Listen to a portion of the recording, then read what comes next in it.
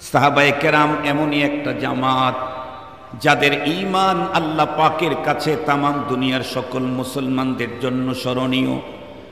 এমনই মুকাম্মাল ঈমানওয়ালা জামাত সাহাবায়ে কেরাম যাদের ব্যাপারে পয়গম্বর নিজেই বলেছেন, আসহাবি কান্নুজুম বিআইহিম ইক্তাদাইতুম ইহতাদাইতুম।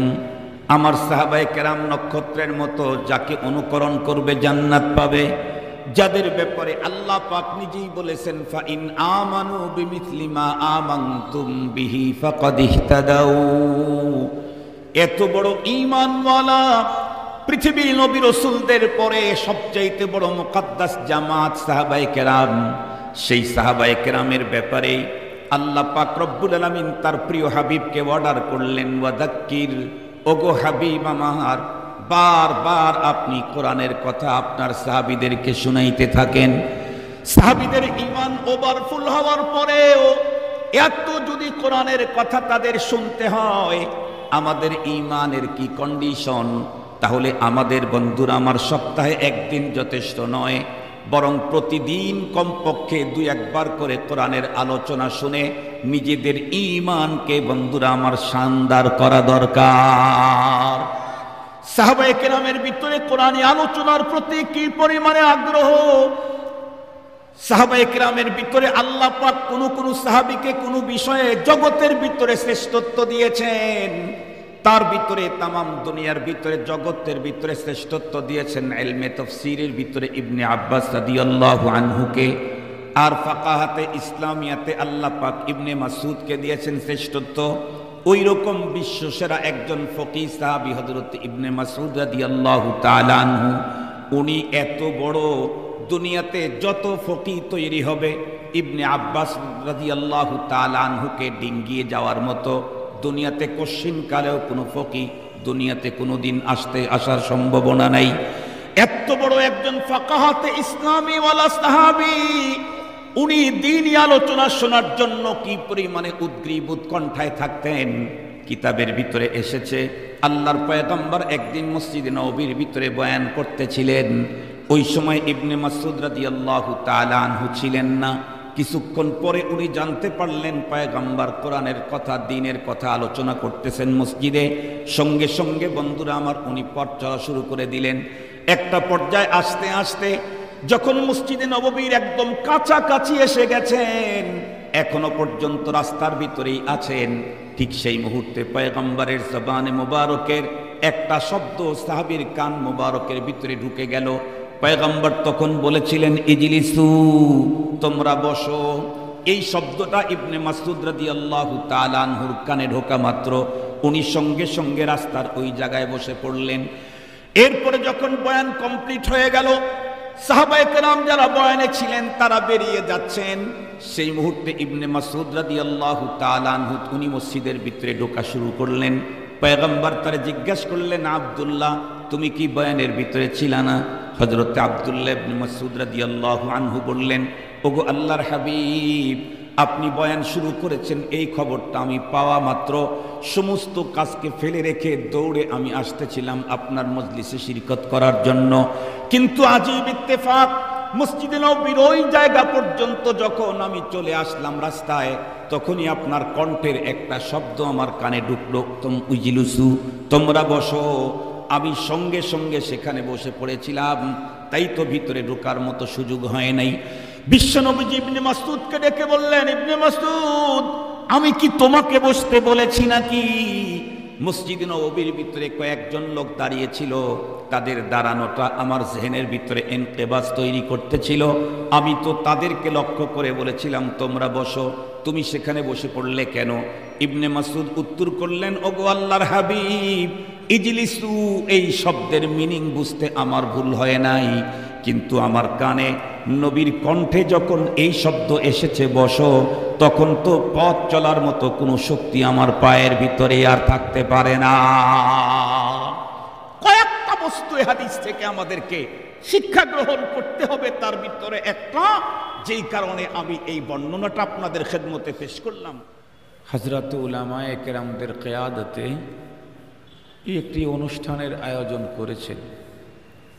এটির প্রয়োজনীয়তা কতটুকুন এখানে কাদের উপস্থিতি দরকার, এই কথাটাই আমি আপনাদের খেদমতে আল্লাহ পাকের কোরআন, সুযোগ হলে পয়গম্বরের হাদিস থেকেও নির্ধারিত সময়েই ইনশাআল্লাহ কমপ্লিট করার জন্য চেষ্টা করব। আমরা প্রত্যেকেই জানি পৃথিবীর ওই সমস্ত জিনিসের মূল্যায়ন মানুষ করে যার মূল্য মানুষ বুঝে।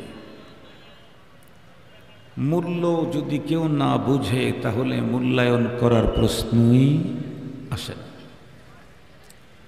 যত দামি জিনিসই হোক, আমি যদি তার মূল্য না বুঝি তাহলে ওই দামি বস্তুর মূল্যায়ন আমার দ্বারায় হবে না। এ কারণেই তো ছোট শিশু ও ডায়মন্ডও চেনে না, গোল্ডও চেনে না। ওই শিশু চেনে হলো চিপস।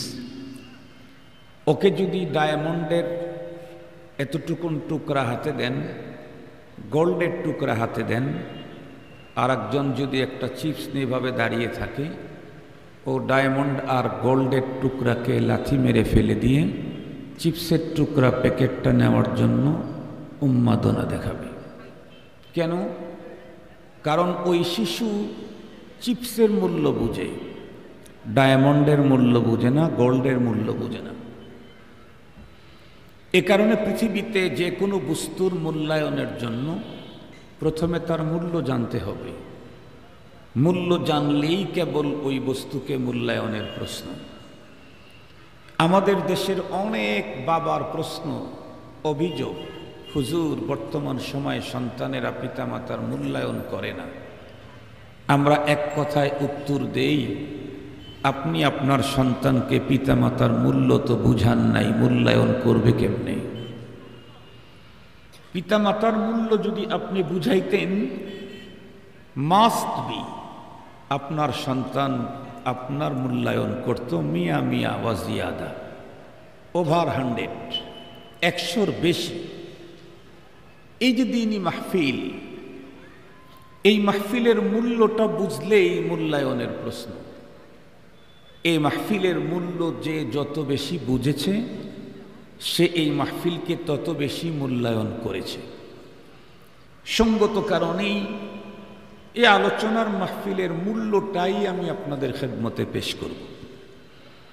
এ কারণে কোরআনে হাকিমের ছোট্ট একখানা আয়াতে কারিমা তেলাওয়াত করেছি।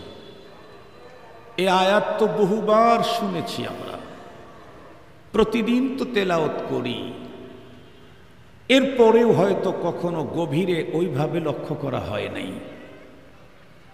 একটু গভীরে যদি খুব ভালো করে লক্ষ্য করা যায় তাহলে এ ছোট্ট একখানা আয়াতে কারিমা দ্বীনি আলোচনার মজলিসের মূল্য বোঝার জন্য যথেষ্ট। আল্লাহ পাক তেলাওয়াতকৃত আয়াতে কারিমাতে তার প্রিয় হাবিবকে একটা অর্ডার করেছেন। আল্লাহ তাআলা বলেন, ওয়াদাক্কির, ওগো হাবিব আমার, আপনি দ্বীনের কথা আলোচনা বারবার করতে থাকেন। কেন? লাভটা কি? আল্লাহ নিজেই বলেন, ফাইন্নাদ যিকরা তানফাউল মুমিনিন, কারণ দ্বীনের আলোচনা আর কারো ফায়দা হোক না হোক, ঈমান যার আছে তার ফায়দা হবেই হবে। প্রশ্ন আসতে পারে, হুজুর তাহলে দ্বীনের আলোচনা, কোরআনের আলোচনা সবার জন্য কি ফায়দা হয় না? নিশ্চিত দ্বীনি আলোচনা, কোরআনের আলোচনা সবার জন্যই ফায়দামন্দ, তবে অমুসলিমদের সবার জন্য হবে না। কিন্তু মুমিন মুসলিম 100 জনের 100 জন দ্বীনি আলোচনা শুনলে তার ফায়দা হবেই হবে। কোরআনে পাকের আলোচনা অমুসলিমদেরও ফায়দা হয়, কাফের বেঈমান মুশরিকেরও ফায়দা হয়। জ্বলন্ত প্রমাণ হযরতে ফারুক আজম রাদিয়াল্লাহু আনহুর ইসলাম গ্রহণ করার ঐতিহাসিক ঘটনা। কোরআনে পাকের তেলাওয়াতেই তার ঈমান নসিব হয়েছে। অবশ্য সে তেলাওয়াত শুনেছে তার বোনের কণ্ঠে। যার উপরে কোরআন নাজিল হয়েছিল তার কণ্ঠে শুনতে পারলে তো আরো অনেক উন্নত হয়ে যেত। একটা মশহুর ঘটনা আপনাদের জানা আছে, ওলামা তোলাবারা তো সবাই জানেন। শেখুল হাদিস আল্লামা আজিজুল হক রহমতুল্লাহি আলাইহি আমার উস্তাদ, হুজুরের কাছ থেকে আমি নিজ কানে এই ঘটনাটা শুনেছি। হুজুর বলেন, কোরআনে পাক নাজিল হওয়ার আগ পর্যন্ত জিন্নাত আসমানে যেত। বাৎসরিকভাবে বৎসরে এক বৎসরের জন্য বাজেট ফেরেশতাদের হাতে হস্তান্তর করা হতো। আর সেই দিনটা ছিল, সেই রাতটা ছিল লাইলাতুন নিসফে মিন শাবান। এই রাত্রে এক বৎসরে কে বাঁচবে, কে মরবে, কার পতন হবে, কার উত্থান হবে, এই জাতীয় কথাগুলি ফেরেশতাদের হাতে দেওয়া হতো তাদের কাজ পরিচালনার জন্য। জিন্নাত আগেও আসমানে যেত।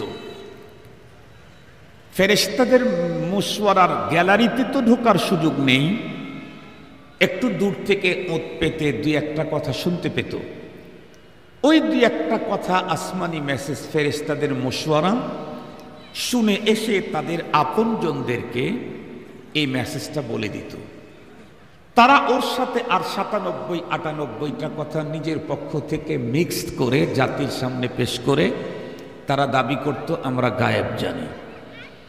প্রমাণ, ওই যে দুইটা কথা ফেরেশতাদের মশওয়ারার শুনে এসেছিল, ওই দুইটা তো সঠিক হয়েছে। আর যে 97টা ভুল প্রমাণিত হয়েছে ওইটা আর দেখে না, দুইটা সঠিক হলে 97টা এমনি যায়।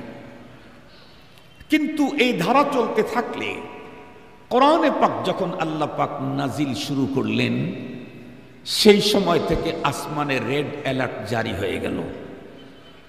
পূর্বের মতোই জিন্নাত আসমানে মেসেজ নেওয়ার জন্য যখন ঢোকার চেষ্টা করে, তখন এই চতুর্দিক থেকে আঘাত প্রাপ্ত হয়, কোথাও দাঁড়াইতেই দেওয়া হয় না। কোরআনে হাকিমে আছে ফাআতবাহু শিহাবুন সাকিব, কোন জায়গায় তাদেরকে দাঁড়ি হতে দেয় না।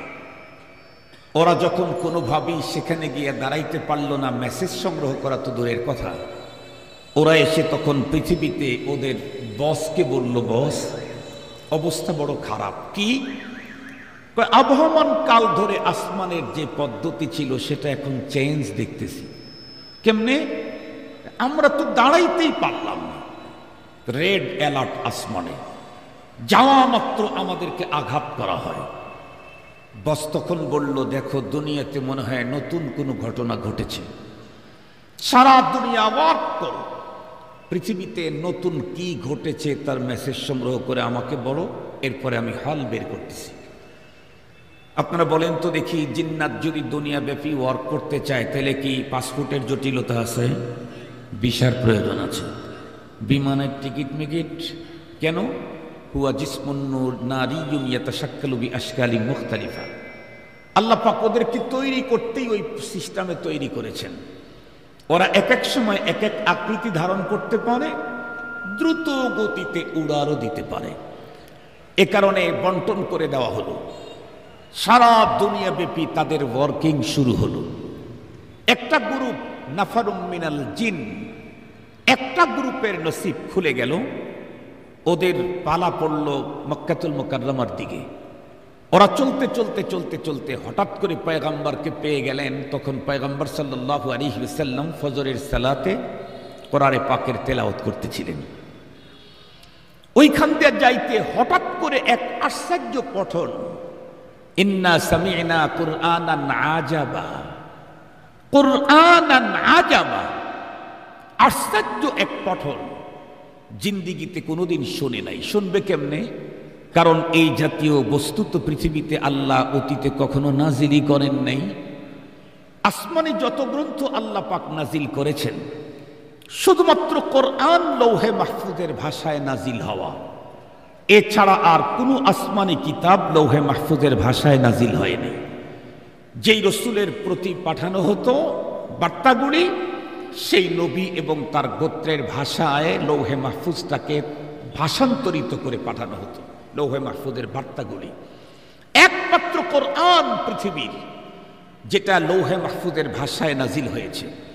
এ কারণেই তো আমাদের রসুল আমাদেরকে বলেছেন তাবাররাক বিল কোরআন, এ পৃথিবীর মানুষ, তোমরা কোথায় বরকত খোঁজো? কোথায়? আমি রাসূল তোমাদেরকে বলছি, তাবাররাক বিল কোরআন, তোমরা কোরআনের মাধ্যমে বরকত হাসিল করো। কেন? ফাইন্নাহু কালামুল্লাহ খারাজা আনহু, কোরআন তো এমনই এক গ্রন্থ, মহাগ্রন্থ, যেটি স্বয়ং আল্লাহ পাকের কালাম, আল্লাহ পাকের জবান থেকে বের হয়ে এসেছে। কার জবান থেকে? আমাদের দেশে কেউ কারো ভক্ত হলে সে তার পীর আর শেখের মুখের কোনো কিছু খেতে খুব আনন্দ বোধ করে, বরকত মনে করে। হযরত আপনি একটু মুখের একটু আমাকে দেন, ঝুটা আমাকে দেন। কেন? আমি বরকত নিতে চাই।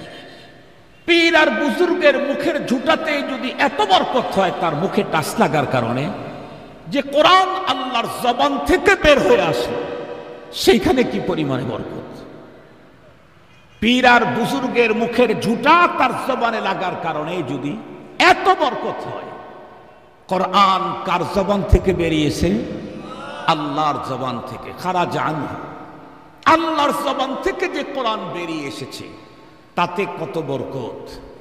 কিন্তু আমাদের বদনসিব, সেই মহাগ্রন্থ, মহাবস্তু যা রবের জবান থেকে বের হয়েছে, সেটা আমার ঘরে আছে, কিন্তু সেই মহা দামি জিনিস আমি সকাল সন্ধ্যা কখনোই তেলাওয়াত করি না। বরকতের জিনিসের সাথে আমার সংশ্লিষ্টতা নেই, আমি বরকত খুঁজি অন্য জায়গায়। আল্লাহ পাক আমাদেরকে বুঝবার তৌফিক দান করুন। মুহতারাম হাজিরিন, তো ফের জিন্নাত ওইখানে গিয়ে পয়গম্বরের জবানে কোরআনে পাকের তেলাওয়াত শুনে থমকে দাঁড়িয়ে গেল। একটা পর্যায়ে টোটাল তেলাওয়াত শুনে তারা কোরআনে পাকের উপরে ঈমান এনে ওখান থেকে চলে গেল। এই খবরটা পয়গম্বরের কাছে নাই, কারণ পয়গম্বর তো নামাজে ব্যস্ত, জিন্নাত তো দেখা যায় না, অদৃশ্য থেকেই তারা এগুলি করেছেন। এরা দিয়া তাদের বসকে খবর দিল, স্যার, ইন্না সামি'না কুরআনান আজাবান ইয়াহদি ইলার রুশদি ফাআমান্না, আমরা আশ্চর্য এক পঠন শুনেছি, পৃথিবীতে কোনো দিন এমনটি দেখি নাই, শুনি নাই, তবে আমরা এটার উপরে ঈমান এনেছি। আর আল্লাহ পাক তার রাসূলকে আবার মেসেজ পাঠাইলেন। আল্লাহ পাক তার রাসূলের কাছে মেসেজ পাঠাইলেন, ওগো রাসূল, আপনি তো ফজরের সালাতে মগ্ন ছিলেন, মাঝখানে কি ঘটনা ঘটছে তা কি জানেন? না তো।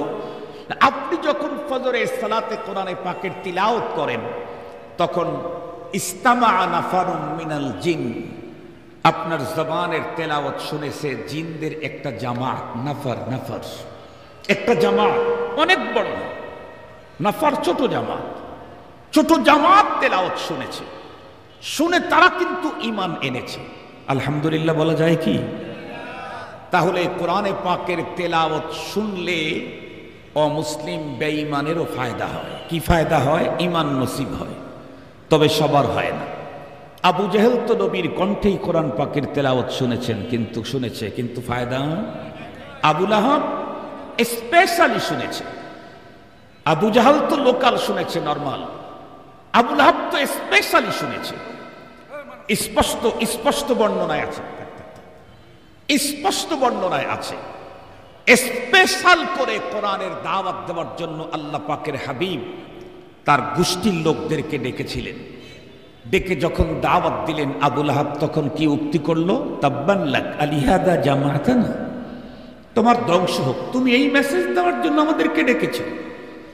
আবু লাহাব রাসূলের কণ্ঠে কোরআনে পাকের তেলাওয়াত শুনেও তার হেদায়েত হয় নাই, উতবা সাইবার হয় নাই, তবে অনেকের হয়েছে।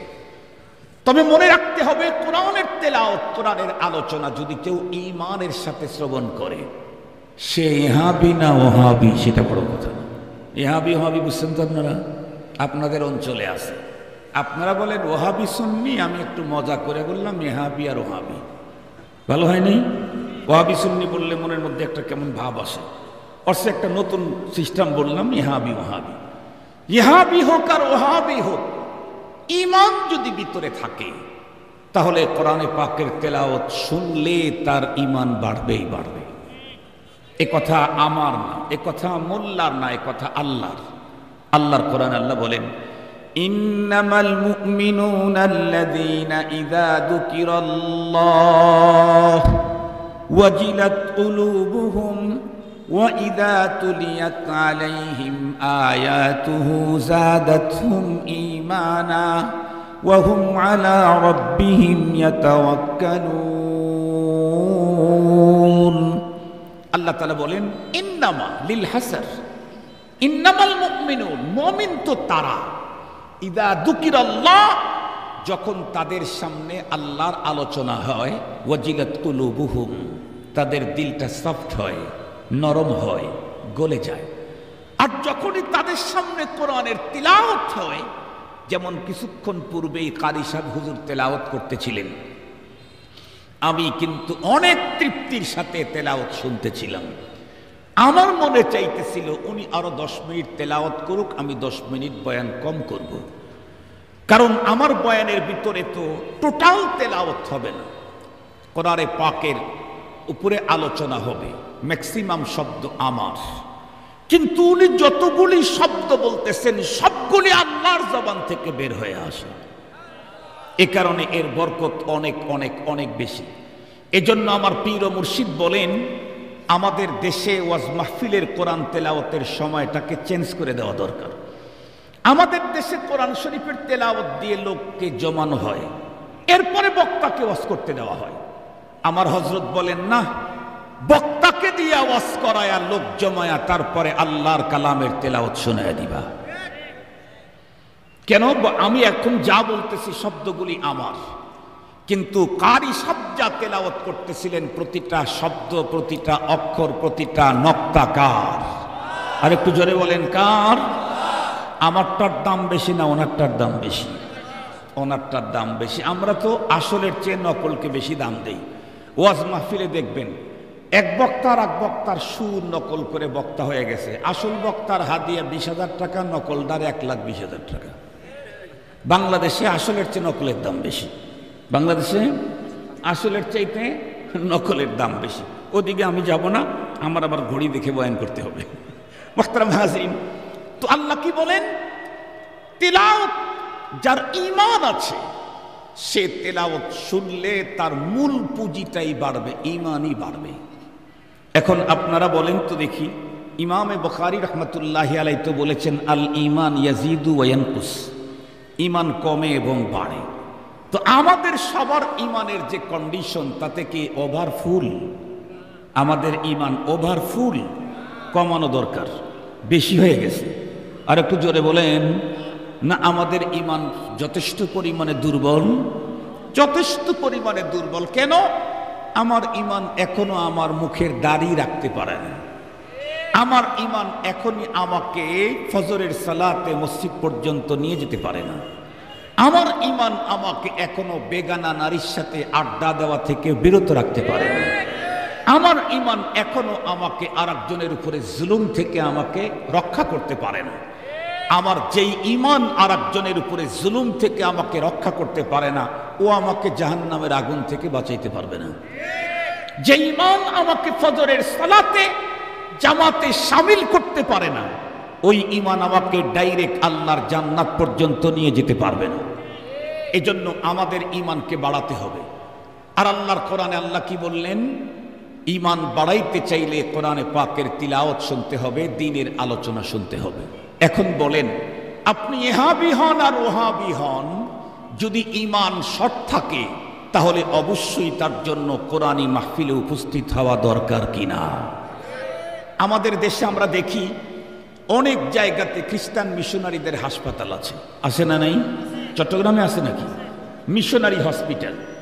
তার মানে সেখানকার ম্যাক্সিমাম ডাক্তার হলো বাইরের, ধর্মের দিক থেকে ভিন্ন ধর্মের, ইন্তেজাম বাইরের, আমাদের দেশের না।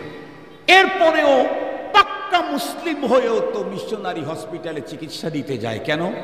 আমি তো সেখানে তার ধর্ম নিতে যাই নাই, আমি তো চিকিৎসা নিতে গেছি। আমি তো তার ধর্ম নিতে যাই নাই, আমি তো চিকিৎসা নিতে গেছি। চিকিৎসা যদি তারটা সুন্দর হয়, আমি মুসলমানকে ছেড়ে একজন হিন্দুর কাছে যেতেই পারি। বাংলাদেশের লক্ষ লক্ষ পেশেন্ট ইন্ডিয়াতে চিকিৎসা নিত, এখন নেয় না। দাদা বাবুরা ভাব দেখাইতে চেয়েছিল, এখন ভাব চূড়ান্ত হাহাকার এসে গেছে। দাদা বাবুরা ভাব দেখাইতে চাইছিল, এখন ভাব না অভাব। আরো জোরে বলেন। অভাব পড়লে হক আদায় হবে না, বলতে হবে হাহাকার। ওরা মনে করেছিল আমরা বন্ধ করলে বাংলাদেশ এই হবে। আরে মিয়া, বাংলাদেশ কি হবে? বাংলাদেশ কি কোনো গরুমরুর উপরে চলে? বাংলাদেশ চলে হলো উপরওয়ালার থেকে। ওখান থেকে ওই থেকে এইখানে আসার পর্যন্ত রাস্তা বন্ধ করার ক্ষমতা দাদা বাবুর যেমন নাই, সাদা চামড়ার আমেরিকাওয়ালারও নাই। আমরা তো এই দিক থেকে নিয়ে আসি না, ওই দিক থেকে নিয়ে আসি। তোমাদের কাঁটা তারের বেড়া হলো এই দিকে, কথা বলেন না কেন? তোমাদের কাঁটা তারের বেড়া এই দিকে কোনো বেড়া, কথা বলেন। তোমার নাই, তোমার চাইতে বড় দাদা যারা আছে তাদেরও নাই।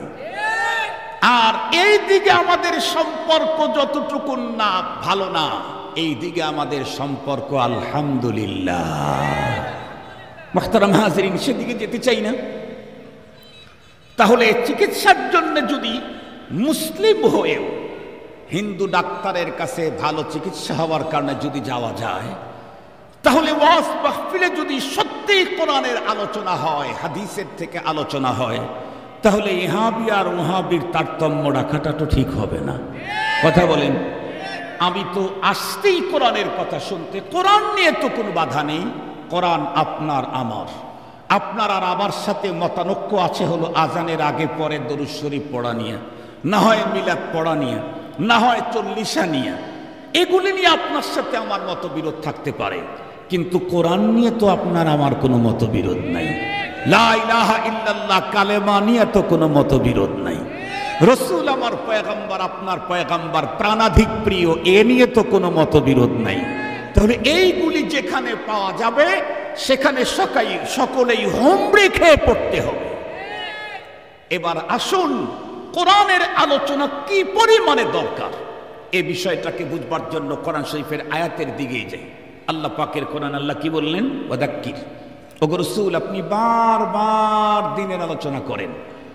আমি জিজ্ঞেস করতে চাই, রাসূল সাল্লাল্লাহু আলাইহি ওয়াসাল্লাম বারবার কোরআনের কথা কাদেরকে শুনাইতেন?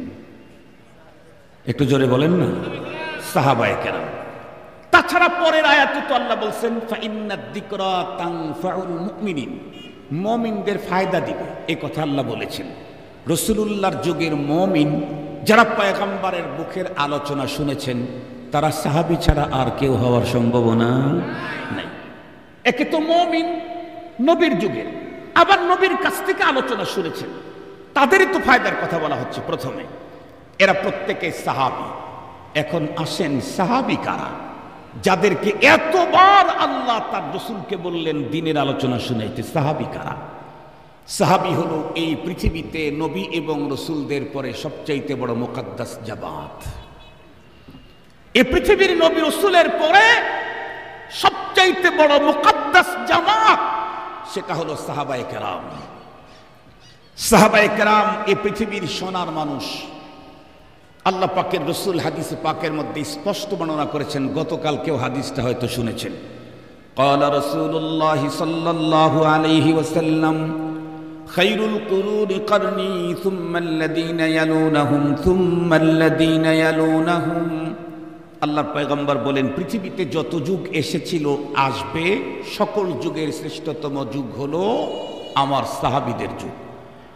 সাহাবীদের যুগের প্রত্যেকটা সাহাবী পয়গম্বর তাদের প্রতি কতটুকু মুহাব্বত ভালোবাসা, নবীজি বলেন ফামান আহাব্বাহুম ফাবিহুব্বি আহাব্বাহুম ওয়ামান আবগাদাহুম ফাবিবুগদি আবগাদাহুম।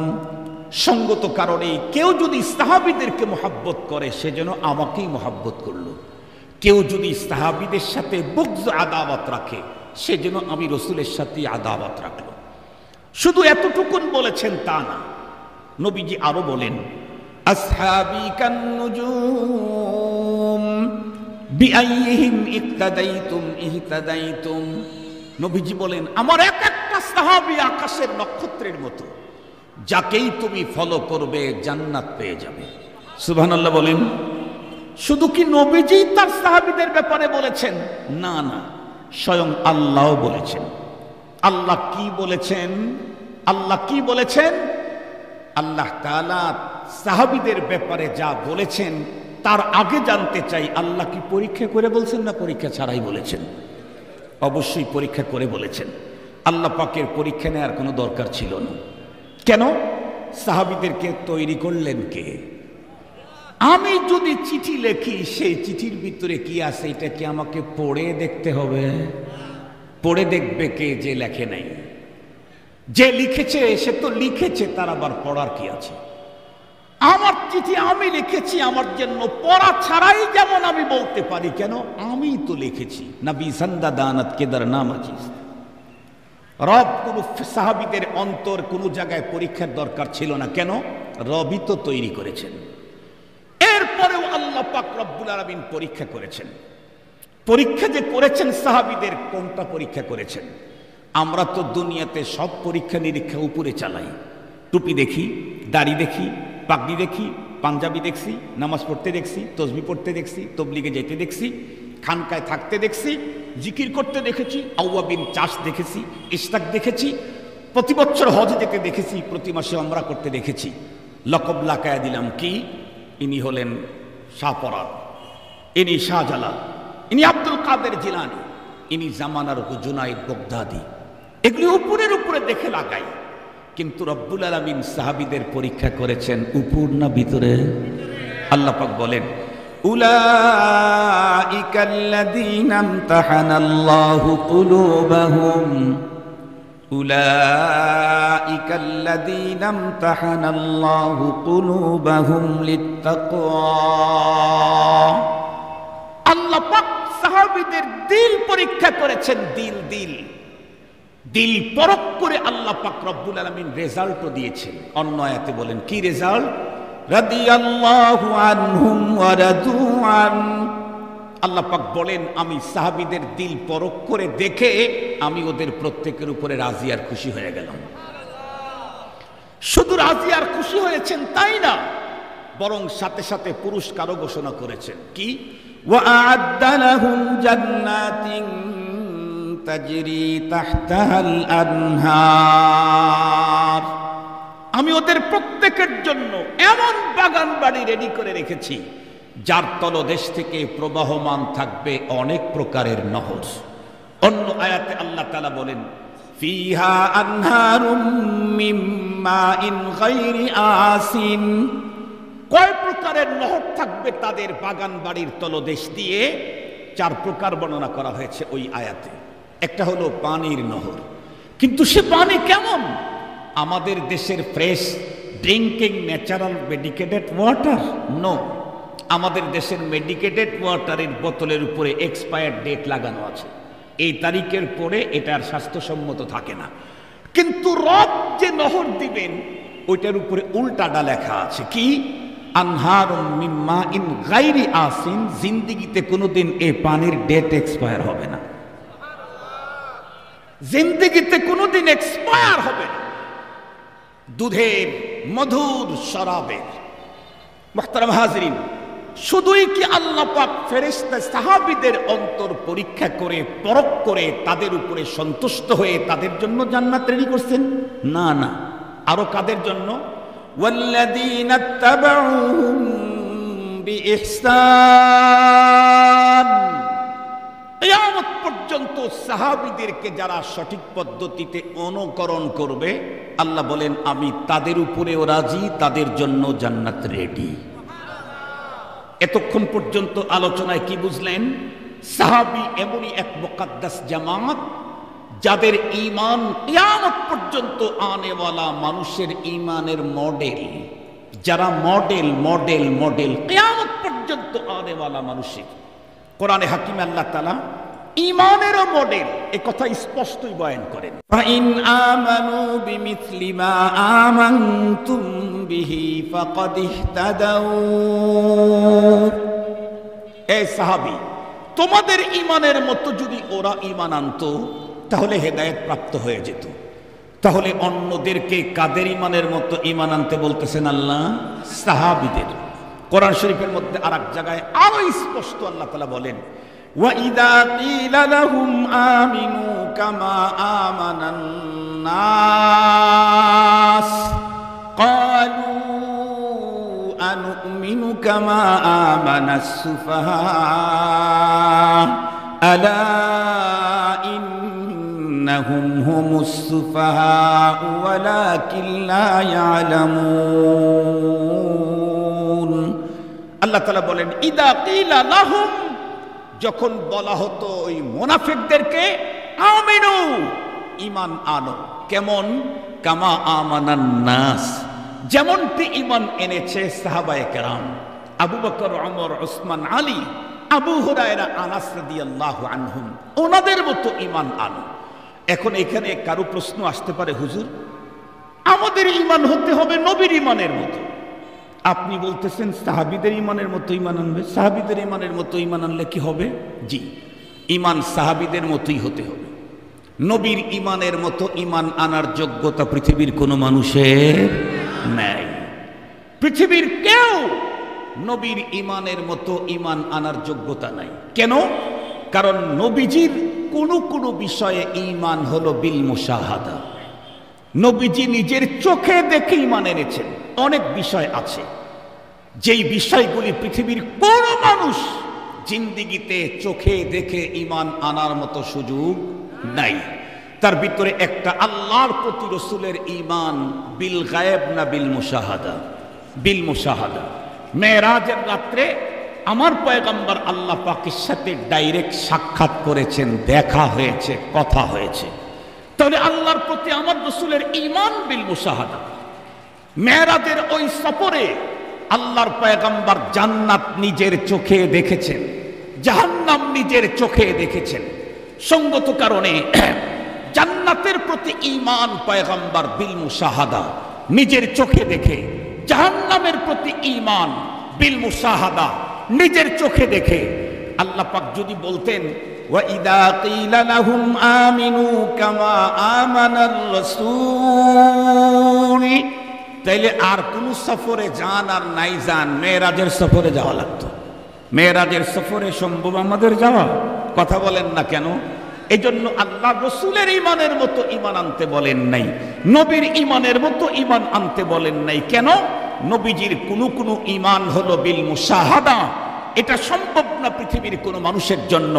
সাহাবায়ে কেরামের ঈমান হলো ঈমান বিল গায়ব, সাহাবায়ে কেরামের ঈমান হলো ঈমান বিল গায়ব। এটা তামাম পৃথিবীর মানুষ এভাবেই ঈমান আনতে হবে। আল্লাহ পাক রব্বুল আলামিন সাহাবায়ে কেরামদেরকে কিয়ামত পর্যন্ত আনেওয়ালা মানুষের জন্য ঈমানের মডেল ঘোষণা করেছেন। মুসলমান ভাইরা রে, আমার কথা ভালো করে বুঝবেন। এতক্ষণ পর্যন্ত যতগুলি কথা আপনাদের খেদমতে পেশ করলাম, সবগুলি কথা উপস্থাপনের মূল লক্ষ্য হলো আমার একটা, সেটি হলো সাহাবায়ে কেরাম এমনই একটা জামাত যাদের ঈমান আল্লাহ পাকের কাছে তামাম দুনিয়ার সকল মুসলমানদের জন্য স্মরণীয়। এমনই মুকাম্মাল ঈমানওয়ালা জামাত সাহাবায়ে কেরাম যাদের ব্যাপারে পয়গম্বর নিজেই বলেছেন, আসহাবি কান্নুজুম বিআইহিম ইক্তাদাইতুম ইহতাদাইতুম, আমার সাহাবায়ে কেরাম নক্ষত্রের মতো, যাকে অনুকরণ করবে জান্নাত পাবে।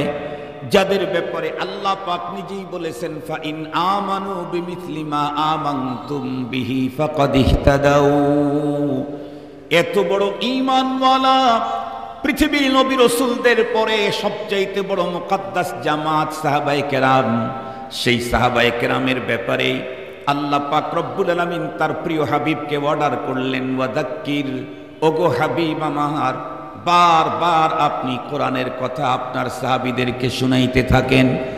সাহাবীদের ঈমান ওভারফুল হওয়ার পরেও এত যদি কোরআনের কথা তাদের শুনতে হয়, আমাদের ঈমানের কি কন্ডিশন?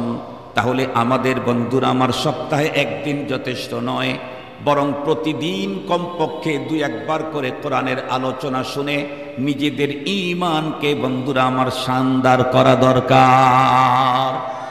সাহাবায়ে কেরামের ভিতরে কোরআনী আলোচনার প্রতি কি পরিমাণে আগ্রহ! সাহাবায়ে কেরামের ভিতরে আল্লাহ পাক কোন সাহাবীকে কোন বিষয়ে জগতের ভিতরে শ্রেষ্ঠত্ব দিয়েছেন, তার ভিতরে তামাম দুনিয়ার ভিতরে জগতের ভিতরে শ্রেষ্ঠত্ব দিয়েছেন ইলমে তাফসীরের ভিতরে ইবনে আব্বাস রাদিয়াল্লাহু আনহুকে, আর ফাকাহাতে ইসলামিয়াতে আল্লাহ পাক ইবনে মাসউদকে দিয়েছেন শ্রেষ্ঠত্ব। ওই রকম বিশ্বসেরা একজন ফকিহ সাহাবী হযরত ইবনে মাসউদ রাদিয়াল্লাহু তাআলা আনহু, উনি এত বড়, দুনিয়াতে যত ফকিহ তৈরি হবে ইবনে আব্বাস রাদিয়াল্লাহু তাআলা আনহুকে ডিঙ্গিয়ে যাওয়ার মতো দুনিয়াতে কশিন কালেও কোনো ফকিহ দুনিয়াতে কোনোদিন আসার সম্ভাবনা নাই। এত বড় একজন ফাকাহাতে ইসলামী ওয়ালা সাহাবী, উনি দ্বীনি আলোচনা শোনার জন্য কি পরিমাণে উদ্গ্রীব উৎকণ্ঠায় থাকতেন। কিতাবের ভিতরে এসেছে আল্লাহর পয়গম্বর একদিন মসজিদে নববীর ভিতরে বয়ান করতেছিলেন। ওই সময় ইবনে মাসউদ রাদিয়াল্লাহু তাআলা আনহু ছিলেন না। কিছুক্ষণ পরে উনি জানতে পারলেন পয়গম্বর কোরআনের কথা, দ্বীনের কথা আলোচনা করতেছেন মসজিদে। সঙ্গে সঙ্গে বন্ধুরা আমার, উনি পথ চলা শুরু করে দিলেন। একটা পর্যায়ে আস্তে আস্তে যখন মসজিদে নববীর একদম কাছাকাছি এসে গেছেন, এখনো পর্যন্ত রাস্তার ভিতরেই আছেন, ঠিক সেই মুহূর্তে পয়গম্বরের জবানে মুবারকের একটা শব্দ সাহাবীর কান মুবারকের ভিতরে ঢুকে গেল। পয়গম্বর তখন বলেছিলেন ইজলিসু, তোমরা বসো। এই শব্দটা ইবনে মাসউদ রাদিয়াল্লাহু তাআলা আনহুর কানে ঢোকা মাত্র উনি সঙ্গে সঙ্গে রাস্তার ওই জায়গায় বসে পড়লেন। এরপরে যখন বয়ান কমপ্লিট হয়ে গেল, সাহাবায়ে কেরাম যারা বয়ানে ছিলেন তারা বেরিয়ে যাচ্ছেন। সেই মুহূর্তে ইবনে মাসউদ রাদিয়াল্লাহু তাআলা আনহু উনি মসজিদের ভিতরে ঢোকা শুরু করলেন। পয়গম্বর তারে জিজ্ঞাসা করলেন, আব্দুল্লাহ তুমি কি বয়ানের ভিতরে ছিলা না?